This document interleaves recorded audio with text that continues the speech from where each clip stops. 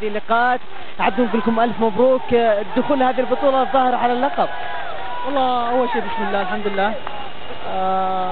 مو احنا بالعكس احنا الطامحين فيها اول ان الاشياء الفنيه وصلنا نعرفون المستوى اللياقي، مدى انسجامنا، مدرب جديد، عناصر جديده كثير في الفريق، عوده مصابين كثير عن العام الماضي، فهذه كلها كنا نطمح ان كيف نشوف فريقنا بدايه موسم.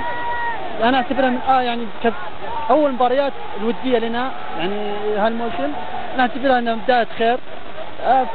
في جمل تكتيكيه جميله، في انسجام لحظات المباراه، نستفيد من اخطائنا اللي صارت اليوم، وان شاء الله من افضل لافضل، وهذا اللي نطمح فيه من مشاركتنا البطوله بغض النظر عن اللقب. يعني نقول ان شاء الله عبدو الان عبدو راجع تماما من الاصابه.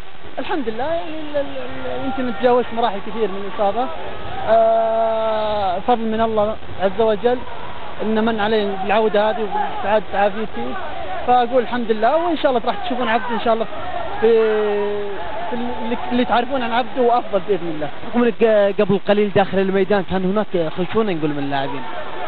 والله طبيعي هذا اللعب الافريقي،